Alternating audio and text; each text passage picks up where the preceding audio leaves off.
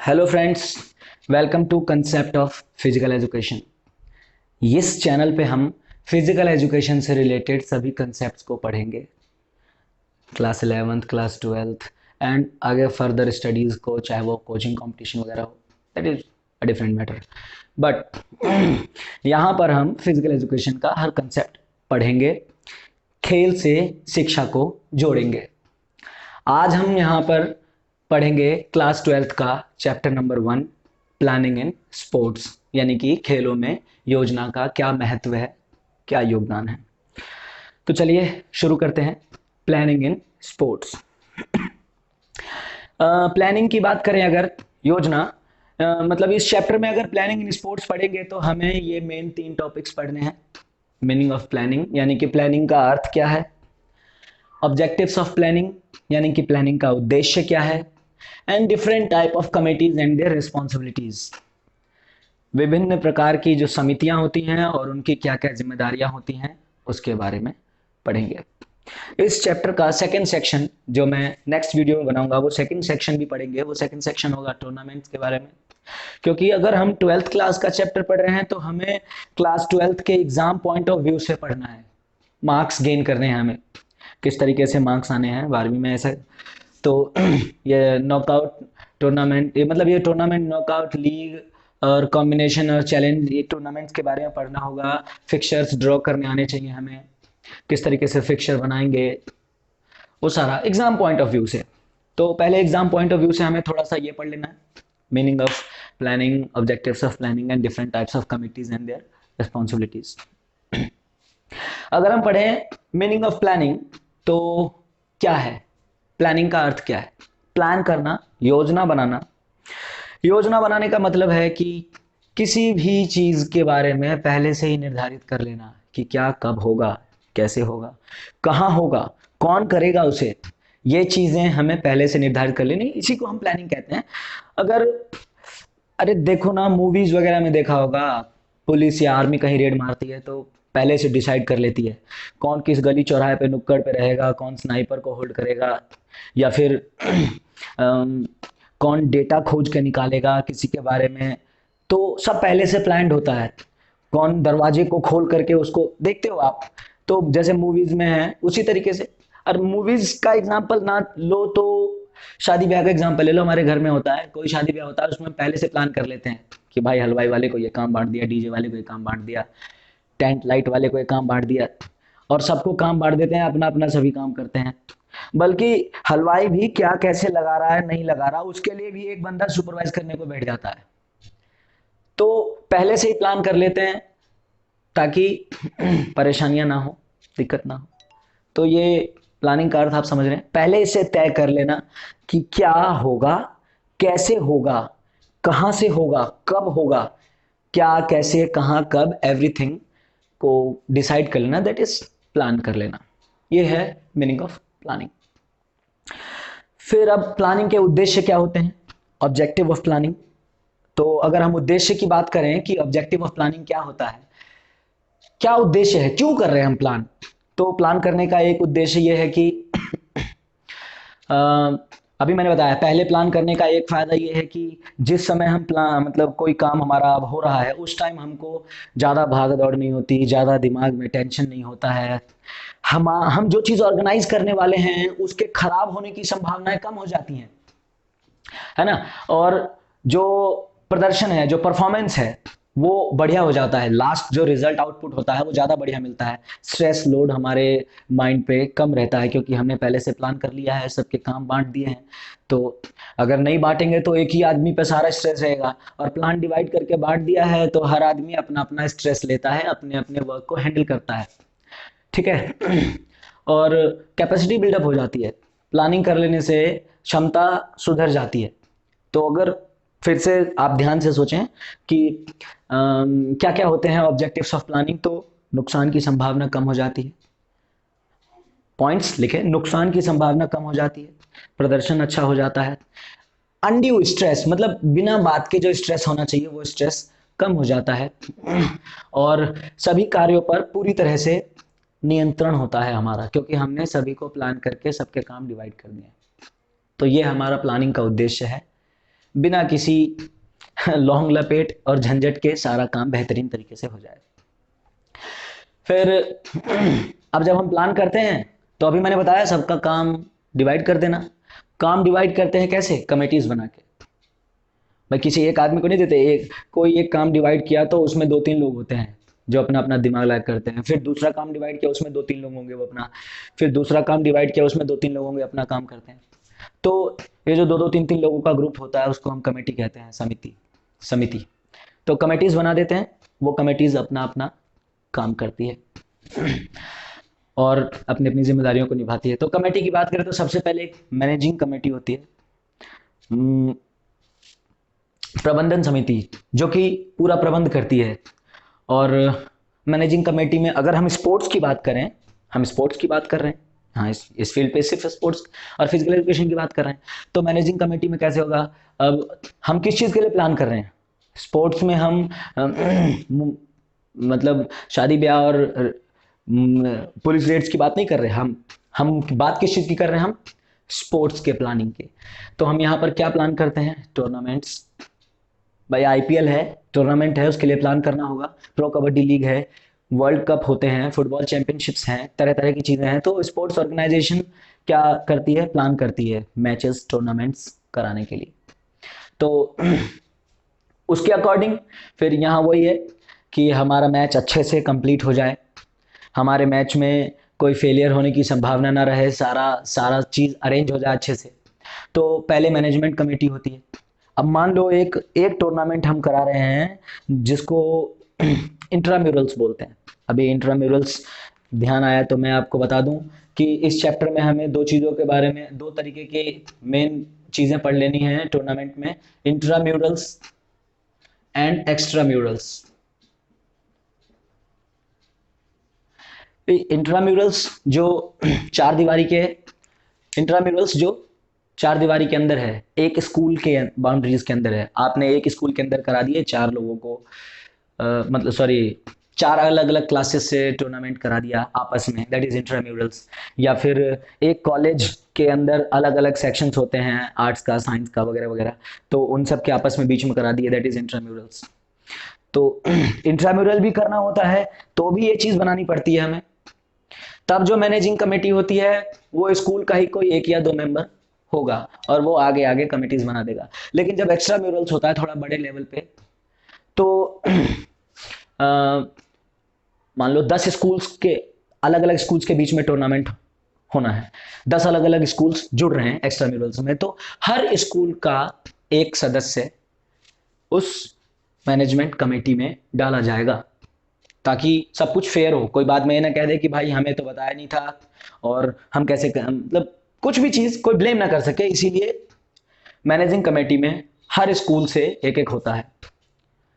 अगर हम स्कूल की बात ना करें, हम आईपीएल जैसे बड़े टूर्नामेंट की बात करें, प्रो कबड्डी लीग जैसे बड़े टूर्नामेंट की बात करें, तो जो उनको स्पॉन्सर करते हैं, अब मान लो रिन सर्फ स्पॉन्सर कर रहा है और एनर्जी ड्रिंक स्पॉन्सर कर रही है, कोई इलेक्ट्रॉनिक्स आइटम का या टीवी वगैरह का, या सैमसंग, सोनी, सैमसुई, वीवो, ओप्पो, ये सब स्पॉन्सर कर रहे हैं, तो हर स्पॉन्सर करने वाली कंपनी या ब्रांड का कोई एक रिप्रेजेंटेटिव इस मैनेजिंग कमेटी में, मैनेजमेंट कमेटी में होता है, ताकि किसी भी प्रकार का बाइज्ड यानी कि भेदभाव या कुछ ऐसा कोई बाद में ब्लेम ना कर सके। हर व्यक्ति की मौजूदगी होती है, हर व्यक्ति की साझेदारी होती है। यह मैनेजमेंट कमेटी यानी कि प्रबंधन समिति एक एडमिनिस्ट्रेटर डायरेक्टर रख देता है अपने नीचे, जो कि कागजी सारी कार्रवाई वगैरह देखता है, संभालता है। और वो एडमिनिस्ट्रेटिव डायरेक्टर अपने नीचे एग्जीक्यूटिव कमेटी बना लेता है, यानी कि कार्यकारी समिति, जो कि अब एक्चुअली में फंक्शनल होगी, एक्चुअली में वास्तविकता में अब वो कार्य करेगी। वो एग्जीक्यूटिव कमेटी, उसको सारा कार्य करना है। अब यहां से तो ऑर्डर्स मिल गए, अब इसको कार्य करना है। अब ये कार्य करेगी तो प्लान करेगी, प्लान करने के लिए वो प्लानिंग कमेटी बनाएगी। प्लानिंग कमेटी में जो जो काम है, हर काम का एक्सपर्ट रख लिया जाएगा एक एक, और अपने हिसाब से वो प्लान करने के लिए 4-4 व्यक्ति चुनेगा। मतलब इस प्लानिंग कमेटी में जो जो काम करने हैं, हर काम का एक एक एक्सपर्ट डाल दिया जाएगा, और वो एक्सपर्ट अपने अपने हिसाब से, अपने अपने लेवल से 2-2, 4-4 लोग एम्प्लॉय करके एक कमेटी बनाता रहेगा। अब कैसे कैसे कमेटी बनाते हैं, जैसे पब्लिसिटी कमेटी। अब ये समझाने से पहले मैं आपको बता दूं कि जिस किसी व्यक्ति ने कोई छोटा मोटा टूर्नामेंट खेला होगा, state level, district level, national level, international level, उसे पता होगा। नहीं भी पता होगा तो भी अब आप जान लेंगे। सिक्वेंसली हमें समझ लेना है, लाइन वाइज ध्यान रखना है, दिमाग में सेट करने की कोशिश करोगे, साथ के साथ याद हो जाएगा। पब्लिसिटी, पब्लिसिटी का मतलब प्रचार प्रसार करना। अब सोचो, छोटे लेवल पे भी टूर्नामेंट होता है, गांव देहात में दंगल भी हो रहा हो या छोटा मोटा वॉलीबॉल का टूर्नामेंट भी हो रहा हो, क्या करते हैं, बड़े बड़े पोस्टर लगाते हैं सड़कों पे, वहां पर पब्लिसिटी कर देते हैं, प्राइस लिख देते हैं, बता देते हैं कि इसमें कौन कौन चीफ गेस्ट आ रहे हैं, पर्चे वर्चे छपवा करके बंटवा देते हैं। इससे भी पता चल जाता है लोगों को। वर्बली भी एक दूसरे को कांटेक्ट करते हैं, इन्फॉर्म करते हैं, ताकि ज़्यादा से ज़्यादा लोगों को पता चल सके, ज़्यादा से ज़्यादा लोग आ सकें। बड़े लेवल पे भी यही होता है, टीवीज पर रेगुलर ऐड आने लगेंगे, एफएम पे ऐड आने लगेगा, जगह जगह ऐड आने लगते हैं। इससे क्या होता है, हमें पता चलता रहता है, हमें पता चल जाता है कि भाई अब ये टूर्नामेंट शुरू होने वाला, वो टूर्नामेंट शुरू होने वाला है। हम टिकट्स वगैरह खरीदने लगते हैं। भाई पब्लिसिटी होगी तभी तो सबको पता चलेगा, तभी तो लोग इकट्ठा होंगे। टूर्नामेंट कराने का मकसद, कई मकसद हैं, वो एक अलग टॉपिक है कि भाई हम कोई टूर्नामेंट करा रहे हैं, उसके कई मकसद हैं कि लोगों में एकता फैल जाए, लोग एक दूसरे से जुड़ें, स्पोर्ट्स में रुचि बढ़े लोगों की। तो बहुत सारी बातें हैं, उसमें से एक मकसद पब्लिसिटी का ये भी होता है कि ज़्यादा से ज़्यादा लोग आएँ, ज़्यादा से ज़्यादा लोग देखें, जुड़ें, एक दूसरे से जुड़ें, कल्चर शेयर हो और रेवेन्यू इकट्ठा हो। क्योंकि कोई भी टूर्नामेंट कराने के लिए रेवेन्यू चाहिए, माल। बगैर माल के तो क्या कराओगे, कुछ भी नहीं कराओगे, प्राइस डिस्ट्रीब्यूट कहाँ से करोगे, कैसे बाकी चीज़ों का इंतजाम करोगे, पैसा चाहिए।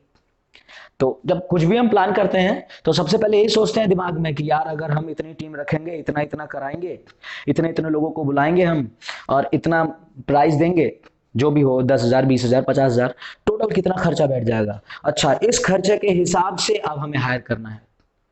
Budgeting is the first thing. दिमाग में बजट बना लेना, 4 लोगों की सलाह से। कमेटी काम क्या है, यही काम है कमेटी का, बजट, एक दूसरे को सलाह देना। तो बजट तैयार हो जाता है, तो उसके अकॉर्डिंग फिर सब कुछ सेट करते हैं। जितना ज़्यादा पब्लिसिटी होगी उतना ज़्यादा रेवेन्यू इकट्ठा हो जाएगा, उतने ज़्यादा लोग आएंगे, जुड़ेंगे। फिर ट्रांसपोर्ट कमेटी अलग होती है। ये ट्रांसपोर्ट कमेटी ये देखती है कि लोग, जो खिलाड़ी हैं, जो भी खेलेंगे, वो आएंगे कैसे, जाएंगे कैसे, उनके आने जाने की सुविधा क्या होगी, क्या उनके लिए ट्रेन करना पड़ेगा, बस की टिकट्स करनी पड़ेंगी या फ्लाइट की टिकट करनी पड़ेगी, दूर से आ रहे हैं कैसे हैं, वो पहले ही डिसाइड हो जाता है। अगर आपके पास बजट है तो आप पहले ही सबसे एक चार्ज, मिनिमम चार्ज रखते हैं कि भाई इतना है एंट्री फीस या कुछ भी ऐसा है, उसी में आप टिकट बनाएंगे, जो करेंगे सब कुछ है। नहीं तो फिर डिसाइड कर लेते हैं कि भाई सभी प्लेयर्स अपने अपने खर्चे पे आएंगे। फिर भी ट्रांसपोर्ट कमेटी तो होती है। दूर से आना एक अलग मैटर हो जाता है। उसके बाद भी मान लो एक बहुत बड़ा एरिया है, कैंपस टाइप का है, अब वहाँ पर सभी रुके हैं अलग अलग कोने में, और 2-4 किलोमीटर के डिस्टेंस को कवर करने के बाद ग्राउंड तक पहुँचना है, तो वहाँ से भी ट्रांसपोर्ट का देखना है। छोटे ई रिक्शा चलेंगे या ऑटो चलेगा, या फिर आप कैसे उनको बोर्डिंग, एक एक प्राइवेट बस होती है भाई, वो बस लगाएंगे, आप कैसे करेंगे, आपको कैसे वो ग्राउंड तक पहुंचाने हैं और ग्राउंड से ले जाने हैं, ये सब चीज़ें वो ट्रांसपोर्ट कमेटी। फिर बोर्डिंग एंड लॉजिंग कमेटी ये देखती है कि जो खिलाड़ी आए हैं वो रुकेंगे कहाँ, रहेंगे कहाँ, उनके नहाने धोने का, ये सब व्यवस्था तो देखनी पड़ेगी ना भाई। हम भी टूर्नामेंट खेलने गए, हम मुजफ्फरनगर जाते थे या जहाँ भी जाते थे वहाँ पर खेलते थे, तो जिस कॉलेज में रुकते थे वहाँ हमारे लिए अरेंजमेंट होता था। अगर कॉलेज के अंदर डेस्क वगैरह लगी है तो एक कमेटी जो होती थी अरेंजमेंट करने वाली, वो सारे डेस्क को हटा करके हमारे लिए स्पेस अवेलेबल करा देती थी। हमारे चाहे वो दरी हो, तकिया हो, चाहे गद्दे हो, जो भी हो अवेलेबल करा देती थी, ताकि हम वहाँ पर रुक सकें, लेट सकें। पानी की व्यवस्था हो जाती थी, टॉयलेट बाथरूम की व्यवस्था हो जाती थी। तो बोर्डिंग एंड लॉजिंग में आता है ना कि आप आए हो, अब रुकोगे कैसे, कैसे करोगे।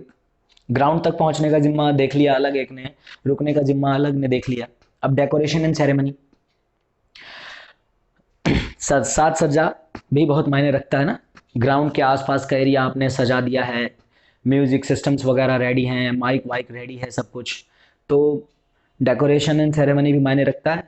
अगर आप ऐसे ना समझो तो समझो जैसे ओलंपिक्स, ओलंपिक में देखो कितना, मतलब कितना ज़्यादा डेकोरेट किया जाता है। जितने लोग मतलब जितनी कंट्रीज पार्टिसिपेट कर रही होती हैं, हर कंट्री का कुछ ना कुछ कल्चरल डेकोरेशन होता है, ताकि वो देखने में बहुत सुंदर लगे, अच्छा लगे। तो डेकोरेशन एंड सेरेमनी के अरेंजमेंट के लिए भी एक अलग पूरा कमेटी होती है।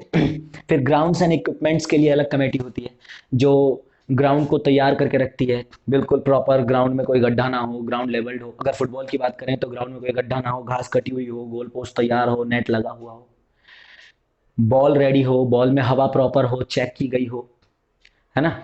और फुटबॉल की बात ना करें, बास्केटबॉल की बात करें, वॉलीबॉल की बात करें, सभी वही बात है, पोल पे नेट लगा हो। या फिर टेनिस की बात करें, ग्राउंड रेडी है, मार्किंग उसकी पूरी है कि नहीं है, और कहीं कोई प्रॉब्लम तो नहीं है कि, मतलब ग्राउंड्स एंड इक्विपमेंट्स के लिए अलग कमेटी होती है। सब कुछ तैयार होगा पहले से, चेक कर लेना है किसी से किसी को कोई नुकसान तो नहीं हो सकता, कोई खराब इक्विपमेंट तो नहीं मौजूद है। पता चला कि मैच शुरू होते ही बीच में बॉल की हवा निकल के फुस हो जाए, अब वो मैच रोकना पड़ेगा, बीच में डिस्टरबेंस क्रिएट होता है, वो सब चीज़ें ना हो। यही तो हम कह रहे हैं, बीच में डिस्टरबेंस ना हो, यही तो उद्देश्य है। कार्य के बीच में डिस्टरबेंस ना हो, बिना बात के बर्डन ना पड़े, स्मूथली सब कुछ कंडक्ट हो जाए और लास्ट में हमें बेहतरीन रिजल्ट मिल जाए, परफॉर्मेंस अच्छा हो जाए। फिर रिसेप्शन, रिसेप्शन कमेटी अलग होती है, जो कि सब कुछ, मतलब जो जो भी लोग आए हैं उनको रिसीव करेगी बिल्कुल सुंदरता के साथ, एक डिफरेंट वे में रिसीव करना, और लगे कि हाँ हम कहीं पहुंचे हैं खेलने के लिए। रिसेप्शन कमेटी होती है, कहीं नहीं बनाते हैं, कहीं बना लेते हैं, वो तो आप जितना बेहतरीन कर सको, क्योंकि एवरीथिंग इज पब्लिसिटी। घूम फिर के आप जितना बेहतरीन करेंगे, उतना ही फिर नेक्स्ट दोबारा जब ऑर्गेनाइज करेंगे तो उतना ही बेहतरीन आपको दोबारा से लोग, प्लेयर्स आएंगे, रिजल्ट मिलेगा ना। फिर एंट्रीज ऑफ प्रोग्राम, प्रोग्राम की एंट्री बनाना कि अब आज कौन कौन से मैच होंगे, किसके किसके मैच होंगे, कौन कौन सी टीमें होंगी, जो कि हम यहाँ पर पढ़ेंगे, फिक्चर्स बना के रेडी कर लेना। एंट्रीज ऑफ प्रोग्राम, इसकी अलग टीम होती है जो अपना फिक्चर बना करके रेडी कर देते हैं, इन्फॉर्म कर देते हैं सभी टीमों को कि भाई ये तैयार है फिक्चर, तुम्हारा इतने नंबर पे है, उसी हिसाब से रेडी रहना। तो प्लेयर्स भी अपना सोच लेते हैं कि अच्छा चौथे नंबर पे है हमारा, तो आधे घंटे बाद होगा, या भाई जैसे फुटबॉल का मैच है, पता है कि भाई आधे आधे घंटे का मैच होना है, चौथे नंबर पे है, तो लोग कैलकुलेट कर लेंगे कि आधे आधे घंटे यानी 2 घंटा ऐसे हो गया, और बीच में थोड़ा बहुत, तो 2 ढाई घंटे मान के चलो, तो उसी के अकॉर्डिंग वो तैयार होके रहते हैं। तो एंट्रीज ऑफ प्रोग्राम बनाने वाले और बना के इन्फॉर्म करने वालों का अपना अलग कमेटी होती है। ऑफिशियल्स की अलग कमेटी होती है। अब फुटबॉल में देखो, 2 लाइन्समैन चाहिए, 2 ऑफिशियल चाहिए, तो रेफरी चाहिए। तो ऑफिशियल्स की अलग कमेटी होती है जो बैठ करके स्कोर बनाते हैं, स्कोर बनाने वाले भी होते हैं।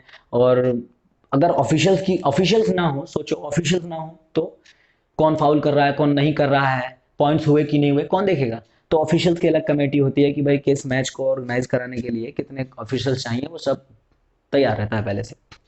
अनाउंसमेंट एंड कमेंटेटर्स अलग होते हैं, जो कि मैच को रोमांचक बनाए रखने के लिए, इंटरेस्टिंग बनाए रखने के लिए अनाउंस करते रहते हैं, स्कोर अनाउंस करते रहते हैं, कमेंटेटरी करते रहते हैं। देखा होगा सिद्धू पाजी खूब करते हैं, या बहुत सारे हैं। इससे क्या होता है कि क्रेज बना रहता है, लोग देखते रहते हैं, अच्छा ये स्कोर है, वो स्कोर है। अब मान लो स्कोर ही नहीं पता है, score board, pro kabaddi league हो गया या कोई सा भी, स्कोर बोर्ड पे स्कोर बिल्कुल फ्लक्चुएट होता रहता है, तुरंत जो बदला वो स्कोर रेडी रहता है, ताकि जो व्यूअर्स हैं वो नज़र रखें बिल्कुल, अरे ये स्कोर बिल्कुल उनके अंदर बना रहता है, यार 2 ऊपर हो गया, ये 1 ऊपर हो गया। जो जिस टीम के सपोर्टर्स होते हैं उस टीम के लिए अपने आप को एक्साइटेड रखते हैं। तो अनाउंसमेंट और कमेंटेटर्स की कमेटी अलग होती है, जो इस बात का ध्यान रखते हैं कि कब, मतलब रेगुलरली अनाउंसमेंट होनी चाहिए, कमेंटेटरी होनी चाहिए, ताकि लोगों में क्रेज बना रहे।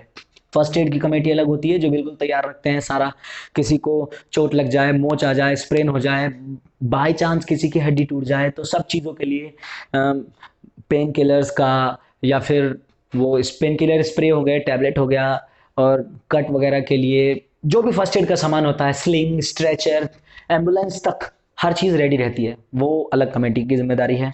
एंड फाइनेंस, अब यहाँ से यहाँ तक जो तैयार हुआ, उसके लिए फाइनेंस की कमेटी जो कि पैसे का इंतजाम करती है, या तो पैसा आपको, अब ये फाइनेंस कमेटी क्या देखती है, गेस्ट बुलाते हैं, गेस्ट का क्या काम होता है, कोई बड़े बड़े चीफ गेस्ट बुलाने क्या काम होता है, थोड़ा बहुत डोनेट कर जाएंगे, 10,000, 20,000, 50,000, वहाँ से थोड़ा फाइनेंस हो जाएगा। या फिर ये सोच लेते हैं, फाइनेंस कमेटी को सोचना है कि भाई पैसे का इंतजाम कैसे करना है। अगर आपने प्राइज मनी 50,000 रख दी है या 1 लाख रख दी है, तो उसके हिसाब से फिर वो एंट्री फीस सेट कर देते हैं। जो गेस्ट बुलाते हैं उनसे डोनेशन का हिसाब किताब लगा लेते हैं थोड़ा बहुत। तो फाइनेंस कमेटी सोचती है, और नहीं तो फिर ये किसी को लेटर लिख के डोनेशन मांग लेते हैं। तो ये फाइनेंस कमेटी का काम है कि आखिर पैसे का इंतजाम कैसे करना है। तो प्लानिंग इन स्पोर्ट्स में हमने देख लिया कि क्या अर्थ है, क्या उद्देश्य है, क्या क्या कमेटीज के काम हैं, विभिन्न समितियां, उनकी जिम्मेदारियां। बीच में ये भी बता दिया आपको कि इंट्राम्यूरल्स और एक्स्ट्राम्यूरल्स क्या होते हैं। इंट्राम्यूरल्स जो 4 दीवारी के अंदर है, एक कॉलेज के अंदर है या फिर एक स्कूल के अंदर है। एक्स्ट्राम्यूरल्स का मतलब होता है चारों तरफ, मतलब बड़े लेवल पे कई कॉलेजेस के बीच में, या फिर अब देखो नॉर्थ जोन में होगा, साउथ जोन में होगा या फिर ईस्ट जोन में होगा, सब एक्स्ट्राम्यूरल्स में आते हैं। इंटर यूनिवर्सिटीज़, जो इंटर यूनिवर्सिटी गेम होता है वो एक्स्ट्राम्यूरल में आता है। नेशनल गेम्स हैं, सब एक्स्ट्राम्यूरल में आते हैं। इनके अपने अपने पर्पस हैं। इंट्राम्यूरल्स कराने का पर्पस है कि आपस में ही जो स्कूल के अलग अलग सेक्शंस हैं उसके बच्चे एक दूसरे के साथ मिलें, उनके अंदर प्यार की भावना हो, एक दूसरे से लड़ाई झगड़े की भावना कम हो। वो अब एक दूसरे को फेस करेंगे तो जानेंगे भी, कॉम्पीट करेंगे। एक्स्ट्राम्यूरल का भी वही पर्पस है, इंट्राम्यूरल का भी वही पर्पस है। टैलेंट ढूंढ के निकालना भी इसका पर्पस होता है, क्योंकि जब इंट्राम्यूरल करा रहे हैं तो स्कूल के अंदर से टैलेंट खोज के निकालोगे। जब इंट्राम्यूरल सिर्फ स्पोर्ट्स का ही नहीं हो रहा, ड्राइंग कंपटीशन करा लिया वो इंट्राम्यूरल हो गया, आपने बढ़िया आर्टिस्ट खोज के निकाल दिया। ये राइटिंग कंपटीशन करवा लिया, वो इंट्राम्यूरल हो गया, आपने बढ़िया हैंड राइटिंग वाला एक टैलेंट खोज के निकाल लिया। तो इंट्राम्यूरल का एक मकसद टैलेंट खोज के निकालना भी होता है। एक्स्ट्राम्यूरल का भी वही मकसद होता है, बस ये थोड़ा बड़े लेवल पे होता है तो बिल्कुल मलाई छट के बाहर आती है। यहाँ आपका एक ही स्कूल में है। तो ये इंट्राम्यूरल और एक्स्ट्राम्यूरल के वो है। अब इसके बाद जो टूर्नामेंट है वो हम नेक्स्ट वीडियो में पढ़ेंगे। इतना अगर आपको समझ में आया, अच्छा लगा, तो अगले वीडियो को देखिए और सीखते रहिए। खेल से शारीरिक शिक्षा को जो खेल से शिक्षा को जोड़ते रहिए।